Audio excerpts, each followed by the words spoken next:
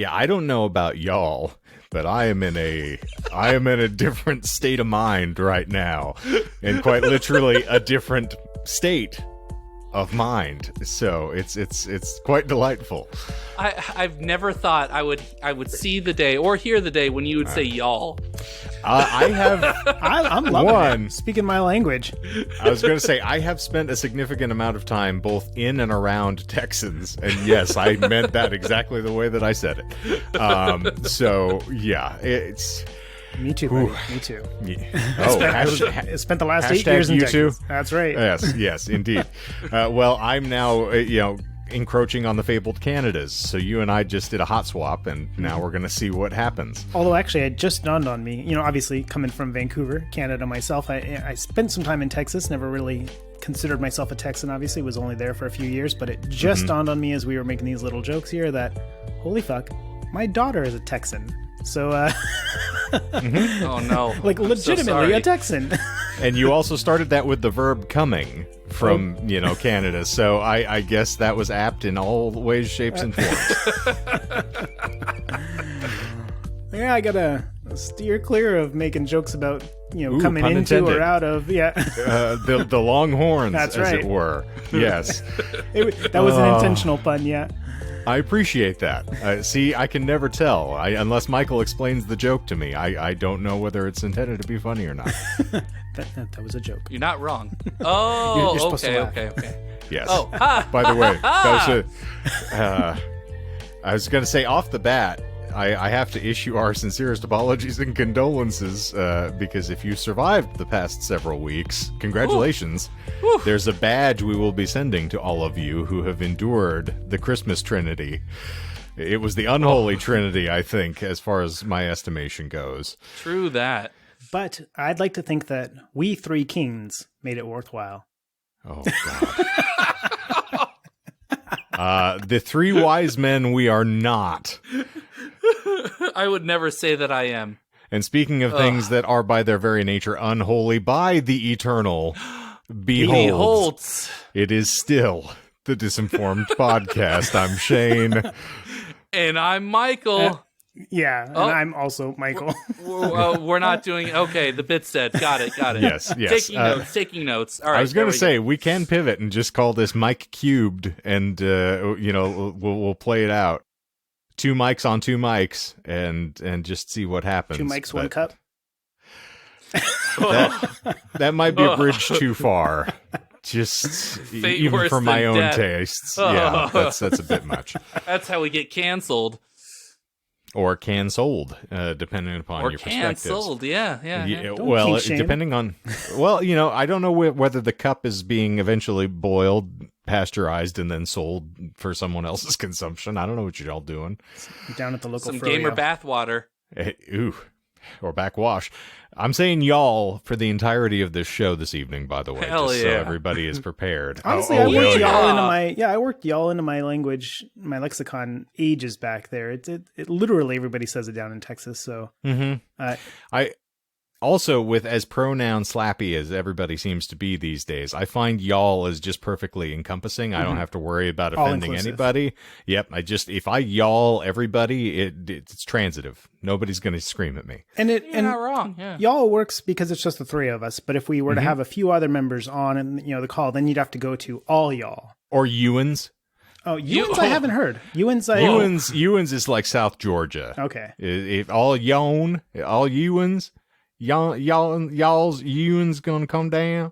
Gotcha. I'm Okay. learning Yeah. so much. Yeah. Didn't know that one, but I know that y'all works like 3 to 4 works with y'all, and then as soon as you get like 5 or more, it's all y'all. See, and I say this because I got traumatized as a linguist. I was browbeaten by one of my colleagues because she was militant about the fact that if you ever utilize the phrase "you guys," like just in passing, which I mean, it's a colloquialism, it's a turn of speech, it just happens. So you'll say, "Hey, if you guys are free this evening, if you want, just go do this." She's like, "We're not all guys." Oh, no. And so, yeah, we got browbeat on the good old lexicon parade for a while. So I've learned to recondition myself. So y'all it works really well as to supplant that in your zeitgeist. So it's interesting the way the brain works, because you mentioned you guys, and you're just talking about, hey, you guys, you want to do this, that, and then I think of like the Italian, like, yeah, use guys, and then that made me think to like guys.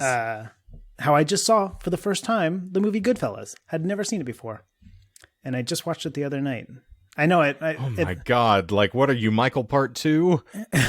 It's somehow avoided. I've always heard of it. It's on the periphery, and literally the only reason why I ended up like, oh yeah, I gotta watch that was Christmas time here. So, I was watching Home Alone with the kiddo there. There's Joe Pesci. And I look up and I was like, oh, what was Joe Pesci doing? And I was like, oh, that same year he did My Cousin Vinny. And I watched that like 3 weeks ago. And what else did he do? Great movie. Hey, he did Goodfellas that same year too. And I was like, well, I watched My Cousin Vinny and I watched Home Alone this month. I've never seen Goodfellas, and he was in that same year. Let me give it a shot. And to think the same year he did My Cousin Vinny, Goodfellas, and Home Alone, mind-blowing. Just 3 completely different roles.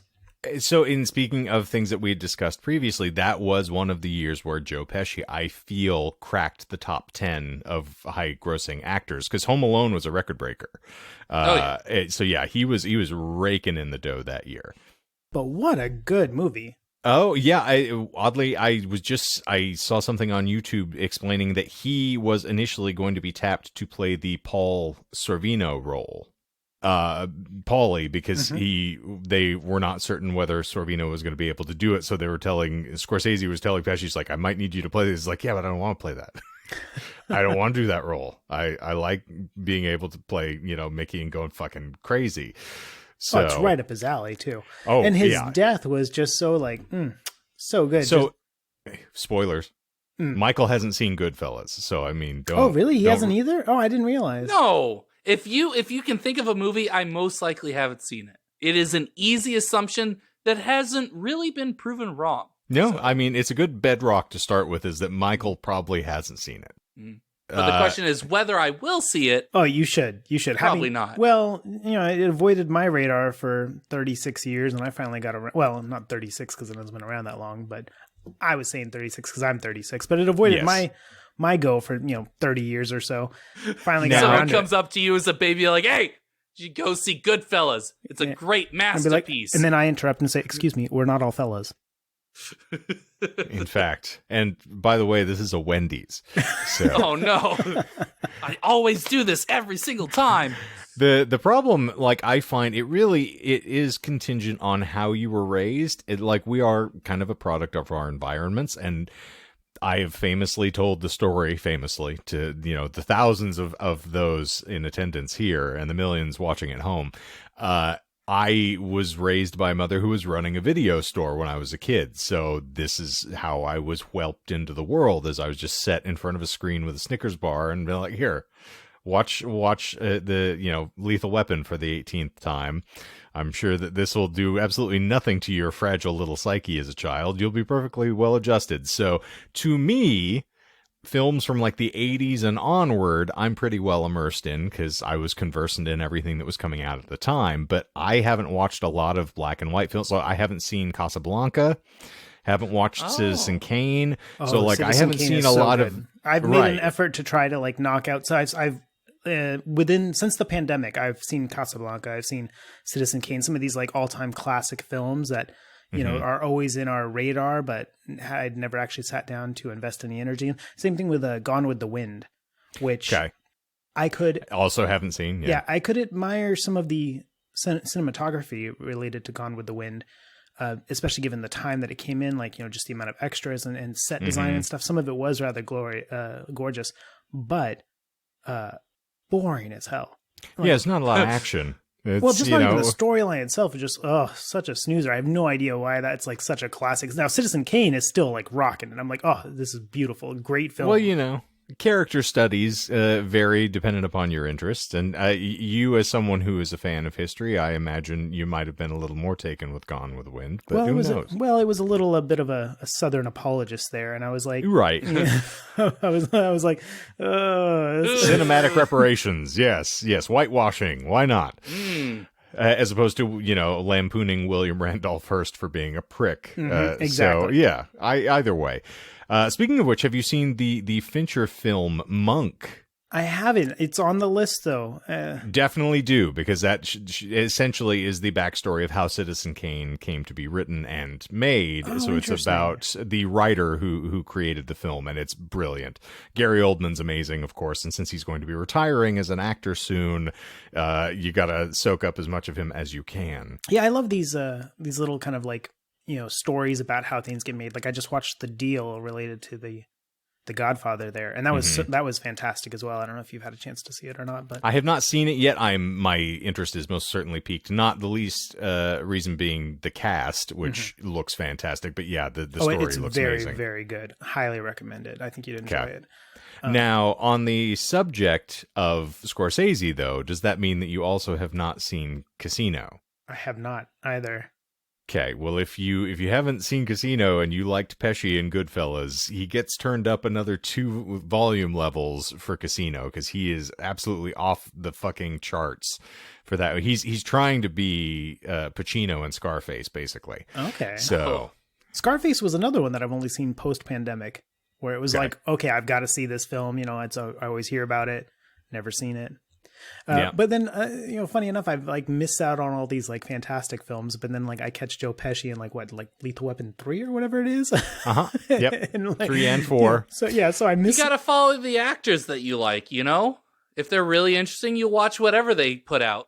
Also, case in point with me and Cage, Yes. One of my favorite diatribes ever is Joe Pesci in Lethal Weapon 3. Or it might be 4 actually. They fuck you in the drive-thru. I think that was 4 because he was ranting with Chris Rock. Yeah. Have either of you seen the Violent Night film? That's kind of been all the rage this Christmas season. I want to watch that. I saw the trailer. Yeah, I watched it 2 nights ago. Really good, actually. Very entertaining. Way That's better than what I I've expected. And it has it has David Harbour. Yeah, but it's got some pretty nice, like, gory kills in it. Where I was like, especially one in particular. I won't spoil for you there, Shane. But if you like gory kills at all, depends on the mood. There's the one film in particular that is so fitting for Santa Claus, but was so unexpected. And when it happened, I was like, holy shit. And I love the gory stuff, but I was not expecting it, and was like, all right, hats off. That was good. That alone was worth the price of admission.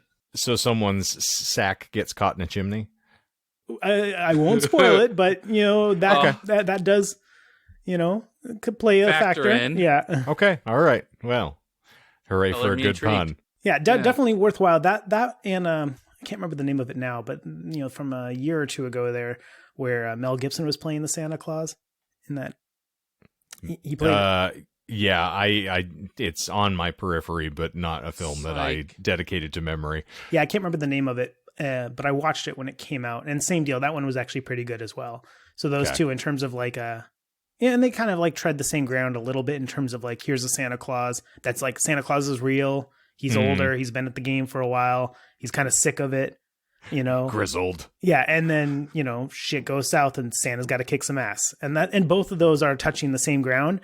And it was a concept that I hadn't heard of or seen until Mel Gibson did it a couple years back. And I was like, oh, this was actually pretty good. Okay, I'm on board with this. And then them doing it again here, I thought, I wonder if this is just going to be like a rehash of what I just saw. It wasn't. It was also really good, but same basic concept. And it works out great because, like, the opening of the movie is like, Santa getting drunk at a bar. And there's like other Santa Clauses that are just mall Santas that think that that's all he is as well. And I'm not really spoiling anything because this all happens within the first like minute or two. Okay. And then, so, he gets drunk and he's like just on break. It's like he's got to be going back to deliver presents. So he goes back up to the roof, and then the bar tender there goes up to the top because he's not, he went up to the roof instead of leaving the establishment, right? Right. So she's going up there and she's like, hey, get your ass back down there. You can't be up here. If you slip and fall, like, my insurance is going to go through the roof or whatever. And then she's like, hey, where the hell are you? And then she looks up and there he is, on his sleigh going off with the reindeer. And, but he's pissed drunk and he just barfs all over the side of the sleigh and it rains down on her. It was, right off the bat, I'm like kind of chuckling to myself, and I was like, all right, you've caught me here. All right, let's see where you're taking this. So it's like Bad Santa meets Die Hard, and perfect Very Die holiday Hard. concoction. Yeah, okay, very, very Die Hard. Especially, right down to like the the microphones and talking to each other and stuff, with the hostage inside and the guy on the outside. And don't worry, I'm coming for you. And same deal there. Somebody ends up walking over glass, but it, ends up being Christmas bulbs. See, and the thing that also it's frequently lost on people is not only Die Hard a Christmas movie, Lethal Weapon was a Christmas movie. Starts off with, I think, either Jingle Bells or Silent Night as well, and winds up like the big fight with Gary Busey at the end of the film is they drove through the Murdoch home with the Christmas tree and everything set up, so like they're fighting with Christmas lights in the background. So those are always my go-to Christmas movies. That counts for me at the very last. Couldn't agree more. I'm actually very much the same way. Lethal Weapon, Die Hard, regular plays, as well as The Nightmare Before Christmas. Those are always in rotation naturally every December. Yeah. And I finally got the The Nightmare Before Christmas coffees. Ooh, okay. So when we last asked about it, I hadn't had it. I'd only had like the regular like eggnog stuff. Finally got the Nightmare Before Christmas package there. Haven't actually tried any of it yet. You son of a bitch! You got to stop teasing the audience here. Yeah. You got to give a review if we're going to be talking about. I'm just things. here to jingle your bells a little bit, just right underneath there. Just bah humbug. But I got it for Christmas, so I got it on Christmas Day. Which granted, I've had a couple days to actually tap into it, but have yet to do so just because we've had other stuff on the go. Now, here's the question. Do you make a point of opening coffee whenever you get it, or do you feel the need to sort of extinguish another bag of coffee before you dive into another? I will usually bounce between 3 bags. And so I currently have 3 bags on the go. That way I'm, mixing up the flavors and stuff. Yeah, like variety is important. Yeah, and 2 of them are relatively low, so I'll probably, try to hammer those 2 out before I go into this. But I don't want to have like an armada of coffees opened up, right? Yeah. Although I have been known, years back, in 2016, I was gifted a Tim Hortons coffee, like a big canister of it, right? A little something, little taste of back home. And I have this foolish thing sometimes where if I get something special, I want to like hold on to it and like save it for some sort of special occasion, right? So it's like, it just doesn't feel right to just crack into it. It's like, this is a little taste of home here, so I got to keep this. Right. And so I kept it and I kept it and I kept it. And then I ended up here in Virginia and I look at the back of the bottom of the coffee can and it's still unopened. And I'm here now. And I'm like, I wonder, maybe I should crack this thing open here. I've got the new house and stuff. This seems like a good special occasion. Gotta celebrate. Yeah. And so when I go to look at the can here, the bottom of the canister says that it expired in March of 2017. Yep. And and so it's unopened. And so I'm like, well, it's fucking coffee. So I can't let it go to waste. I kept it for all this time. So I cracked it open and I made the coffee and it certainly did not taste like home, but I am also a legendary penny pincher and was like, well, I cannot let this coffee go to waste. So Elda, she tried some of it and then the first day and then she was like, this something's wrong with this. And my mom was visiting when I had opened it up as well. And she was like, honey, what coffee did you make? Because I don't like this coffee, honey. I'm sorry. I don't want to offend. And I was like, no, it's fine, Mom. So then ever since then, and I just finished it like 4 or 5 days. Well, no, just, about a week ago now. I just finished it, but I'd make the regular coffee so that Elda and I could have some good coffee. And then I'd make the Tim Hortons one just to work my way through it steadily. So I did drink all of it, but let that be a lesson to you misers out there. Yes, savor something, enjoy it, save it for a good moment, but maybe not 5 years. Yeah, I am also a notorious spendthrift, but at the same time, I have a mother who has compulsions about dates, particularly expos. So yeah, I had a famous story when my wife and I were first living together. I think it'd probably been maybe 6 or 7 months. And she has a very interesting combination of flavors she loves, which she likes the microwave or sort of freezer section taquitos. And Mayploy sauce. And what sauce? Mayploy sauce. So it is some sort of an Asian chili sauce. Okay. And it's a combination she loves. So she kind of uses it like an egg roll to a certain degree? Basically. Okay. So it kind of has a similar functionality. But she went to make some of this one evening, and she asked me to get the bottle for her. And this bottle is one of the economy size, like the thing holds like a gallon of liquid. And I turned it around and looked at it, and it was 3 years beyond the expiration date. And she still insisted she was going to go through with eating this thing. And I was like, no, I'm not taking you to the hospital. And she's like, no, I just had some last week. So yeah, I'm always riding the line. Sugar's in that because it's a very sugary sauce, right? I have no idea. I'm not going to taste that shit. I have absolutely no inclination to go to the hospital. Well, if it's one way I've or the seen other, hoarders. if it's super sugary, I'd say the sugars might preserve it. Or if it's not super sugary but super spicy, then I'd say the spices probably kill whatever. I probably would have done the same. Hell, I would have done the same thing. I'd have been like, I would have done the same thing. Like, let me try a piece of it. Let me just like put a little bit on my fingertip and let me try it. So you're all the cats that are going to be like, oh yeah, there was only mold on like these 3 pieces of bread in the loaf. Let me just separate those and I'll eat the remainder. We used to kill animals and like eat them there in the mud. Okay, cook a little fire and eat them there in the mud. And then you'd salt them and you'd keep them salted jerky for a long ass time. So if we survive that, I think that we can survive some sweet and sour Asian sauce there that's been in the cupboard a little longer. Sweet and sour mold. We got it. But as a species, also, we didn't used to carry around fucking EpiPens either. I mean, we've given our rights to progress somewhat. So I don't think we need to be beholden to the ancient pastimes. Like, do you just crouch and shit wherever you have a mind to? Grab some leaves and clean up afterwards? Like, no, I think we've evolved a little bit beyond eating stuff that's expired. I can't judge her. I drank coffee that was in my cupboard for 5.5 years after its expiration date. It was actually in the cupboard for like 6.5 years. Okay. I don't feel so bad anymore. Thank you. I appreciate that. Oh, yeah. But to that point, when I made that error, I had also held on to like different Bones coffees, historically, and had let some of those go past their date because I was like, well, this is nice coffee here. I don't want to like drink this as my daily go. I don't want to drink it when it's good. I want to let it languish before I consume it. Exactly. Yeah, I have learned my lesson. So now I regularly drink my good coffees now, and I'm cracking them all open and working my way through it. So this will never happen again. I have steadily learned my lesson. Suddenly I have Tarantino ringing in the back of my mind, the Ving Rhames Pulp Fiction speech.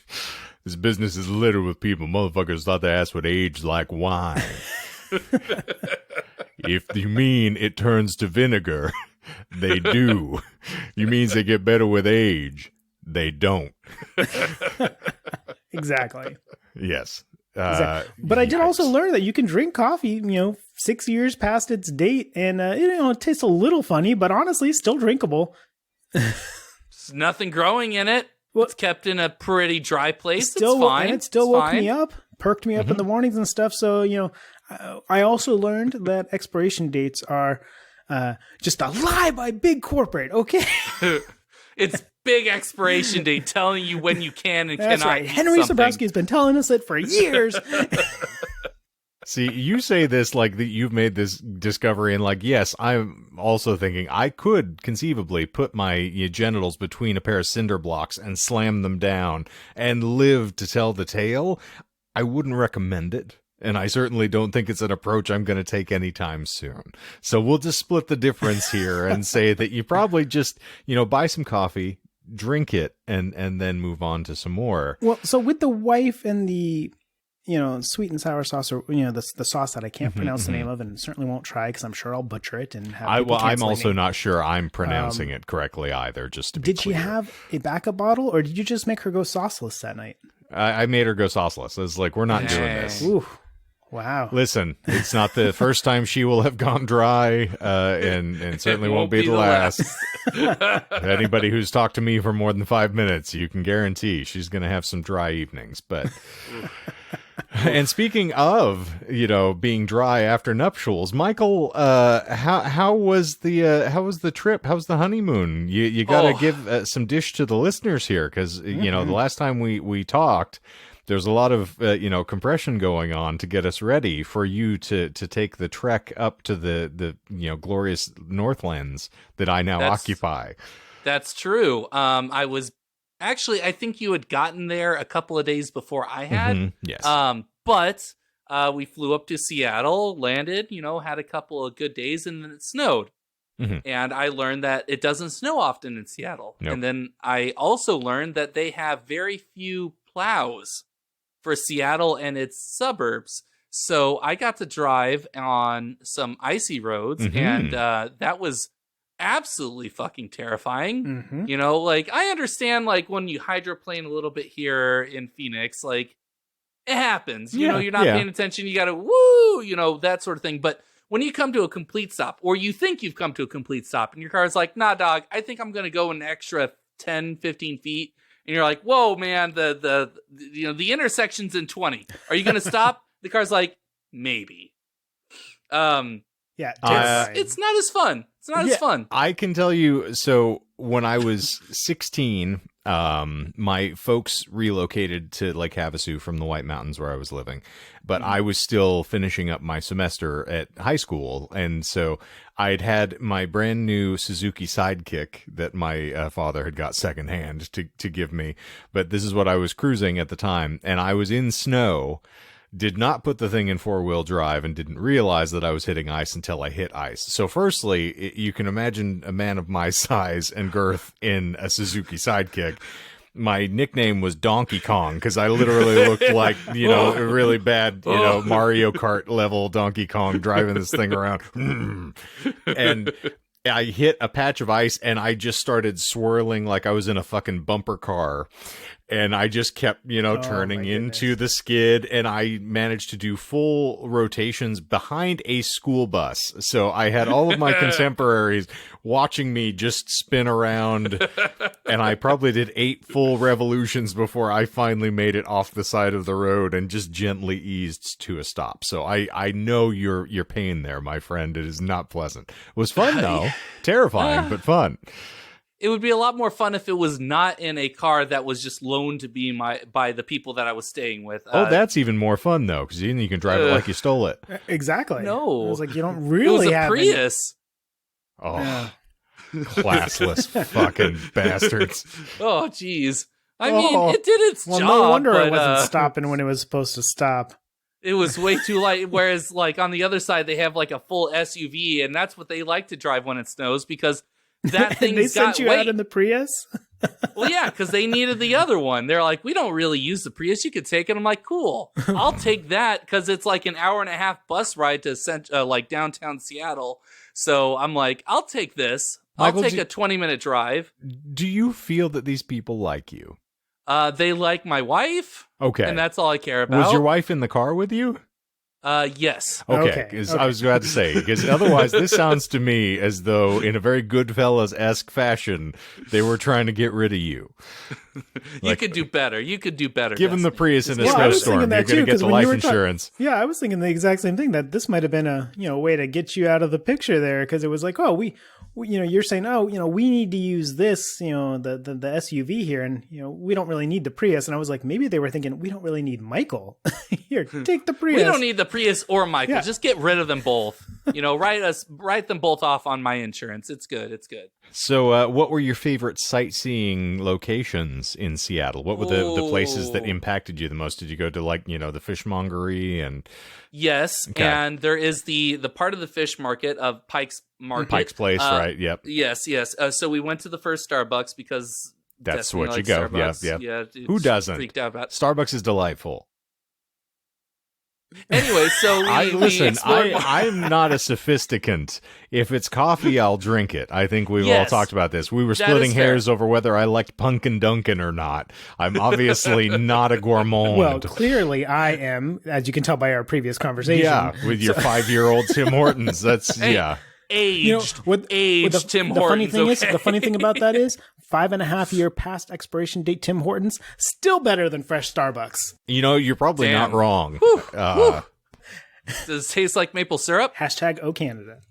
Got a fucking head on a Pike's Place, but anyway, moving. So you saw the Space Needle. We went there. We explored a Pike's Place in its entirety as best as we could. Oh, so where'd you have sex?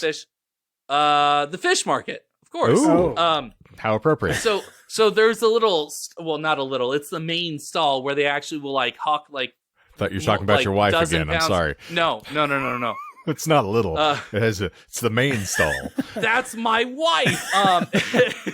Anyway, like the place where they like will throw fish at each other, like the ones that are like getting.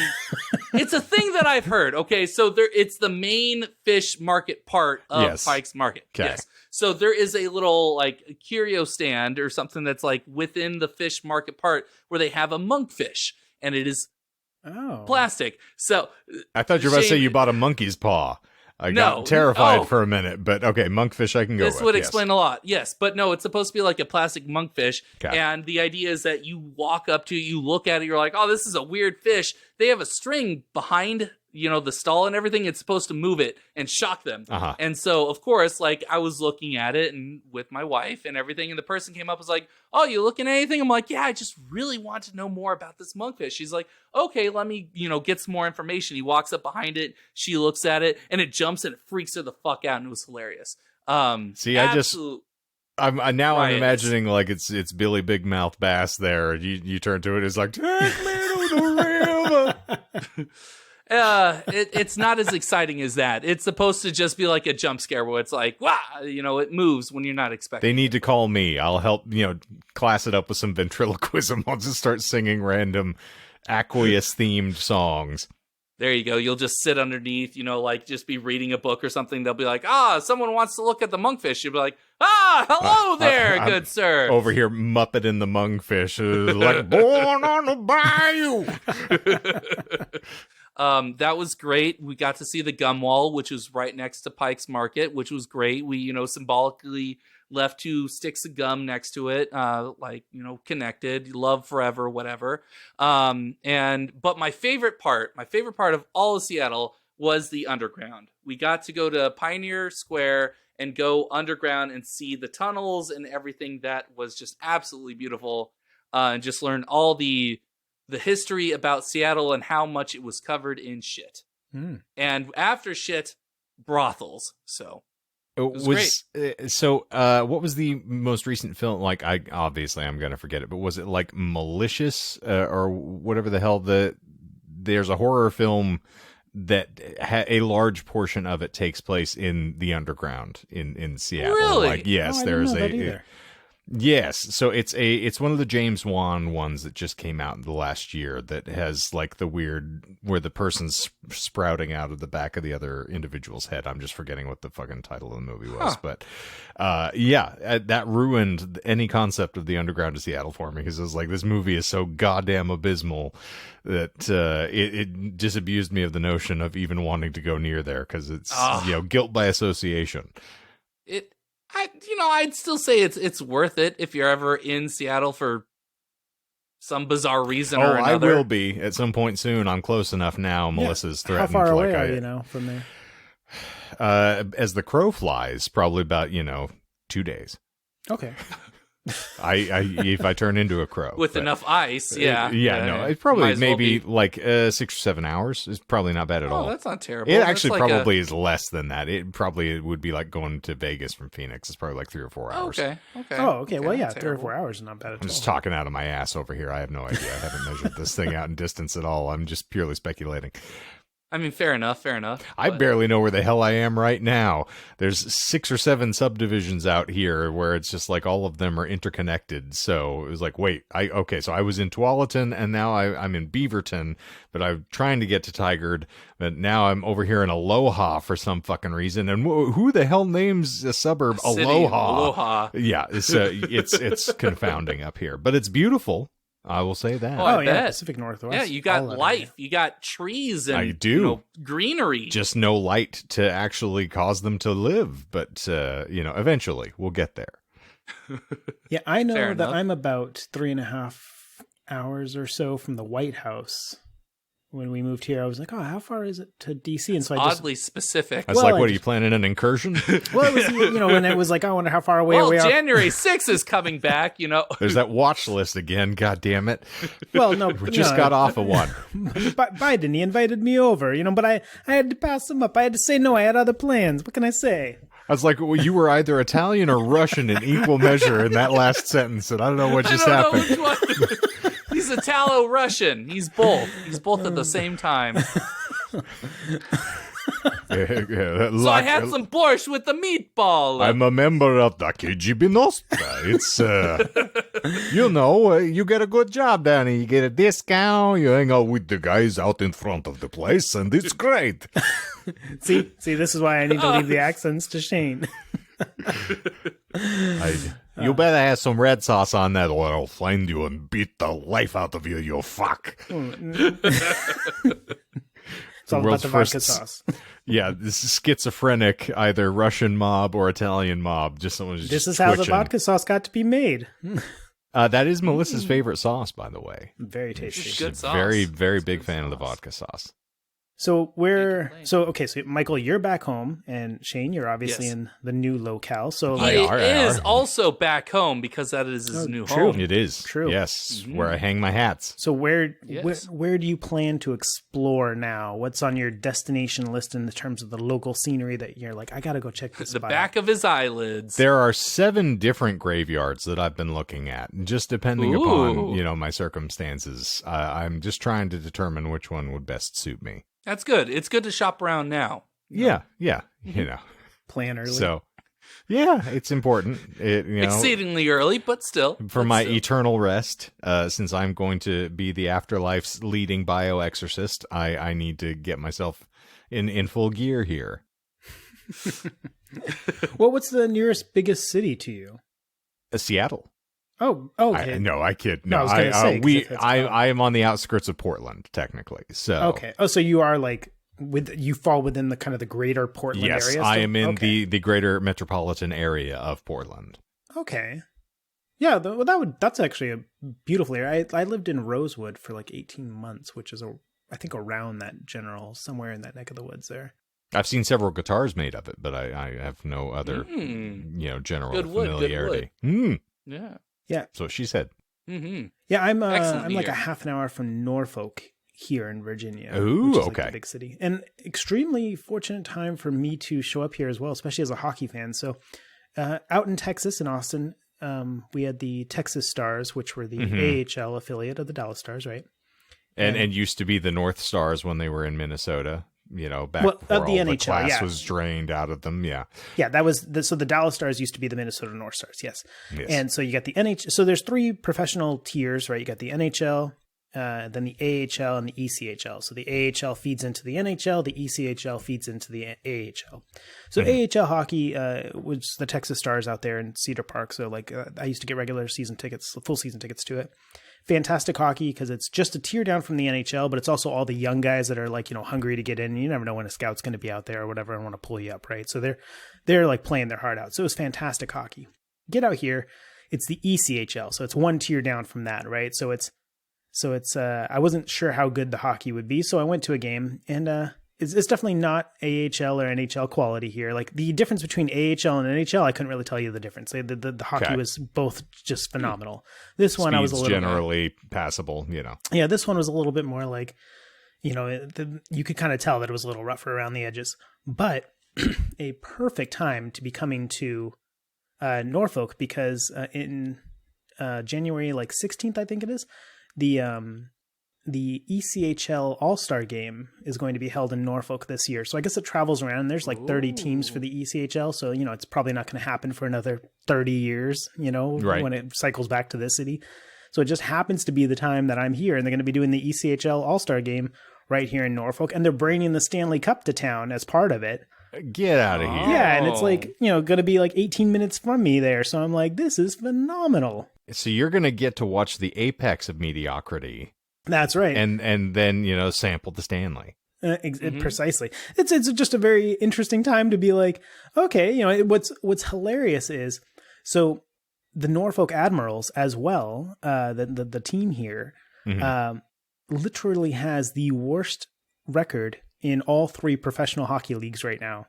So the local team here. So what's really, really funny is they had lost, every game, and then my mom came to town in October, and we were supposed to see a game. It was like Friday night, but Cordelia wasn't feeling great or whatever, so we opted to go the next night. So we went on Saturday. So Friday they won their first game, and it was like, damn, we could have like Period. Yeah, and it was but it was still early in the season. It was still early in the season. They'd lost a few. Okay, I guess October. Yeah, so they had lost a couple, but then they won one, and it was like, okay. And then when we went, they lost, and it was like, okay, damn, we just missed it. And then they lost every other game they played until November when my stepdad visited, and he and I went to a hockey game as well, and they won that night. And I was like, damn, if my mom, and so they had 2 wins in the whole season. The first one was the game that I was supposed to first go to with my mom. And then the second win was the win with my dad, my stepdad.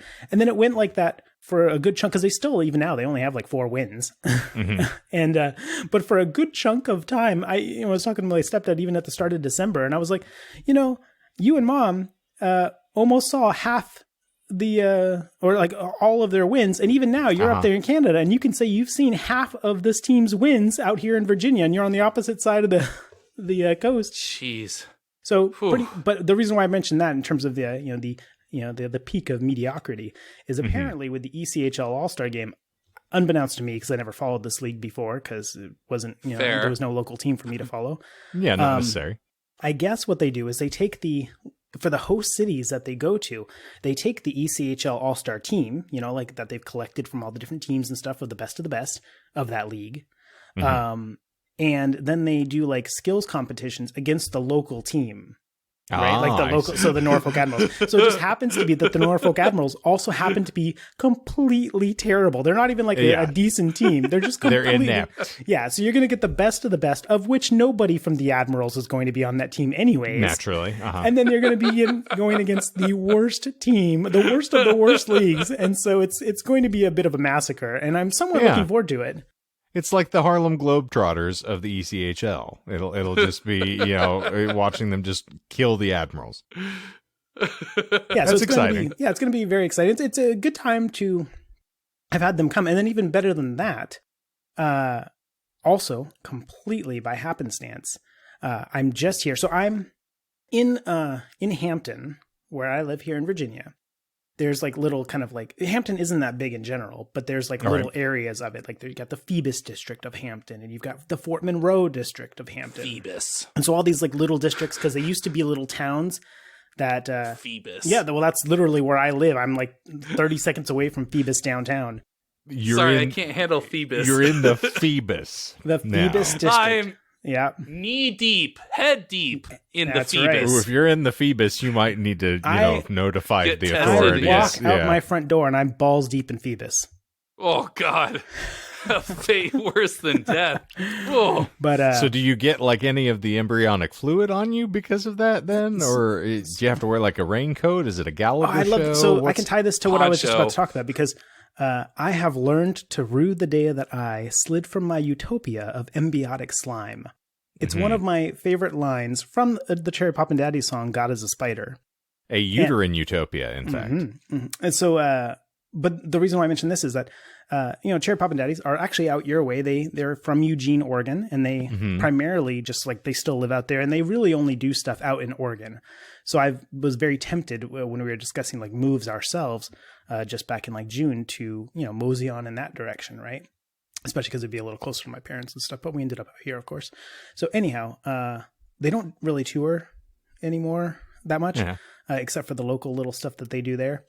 Anyhow, on they're coming in January to Maryland for some show that they're like, it's a makeup date from like 2 years ago. So I'm actually going to be going to that in Glencoe. It's like 3 hours away, but it's like one of the odd times that they happen to be here on the East Coast. But that's not what I'm getting to. The thing that I thought was super, super cool, like I said, the ECHL All-Star Game is happening here. But then outside of that, Cherry Poppin' Daddies just posted that they're a part of the ska festival. I can't remember the actual title of the ska festival, but some sort of ska festival taking place in September out in Fort Monroe, here in Hampton. And so the Cherry Poppin' Daddies are coming to fucking Hampton, Virginia. They're going to be playing 6 minutes from my house. I was like mind blown. I was like, I can't believe my favorite band is coming to the little small town I never heard of until I was like shopping for a cheap house and some cheap spot to live. Right. And even better than that, I then message them on Facebook and say, Because I've been like, in the peripheral of things, right? Because I've been a fan of theirs for like 20 years. Yeah, but also just gauging your particulars now, having known you in the circumstances we're presently occupying. Are you trying to join the fucking band? Like, what's going on? Well, so get this. So I messaged them. Oh no! And I say it's Steve, because Steve Perry's the lead singer. Mm-hmm. And I know he's the one that, does all the socials and stuff. Not right? Journey's Steve Perry, by the way. Exactly. Just to clarify before people get excited. Exactly. But I message him and I say, hey, Steve, saw that you guys are coming to Hampton, Virginia here in September for the Ska Festival. Still upset you're not Journey, but but I just wanted to let you know that I recently bought a 6-bedroom house out here in Hampton. I'm about 6 minutes away from Fort Monroe, where you guys are going to be playing. So if you want to save money on hotels and all that jazz, you're welcome to stay here in my house if you like. And he messages me back and says, "Hey Michael, thanks. Might take you up on that. Send me your details." Oh shit! Now, there's a weird gambit between the both of you here, because now, as a musician myself, if I were to receive some entreaty from a fan of mine who I'm assuming you've never met. Oh no, I've met Steve him a couple in the times. flesh.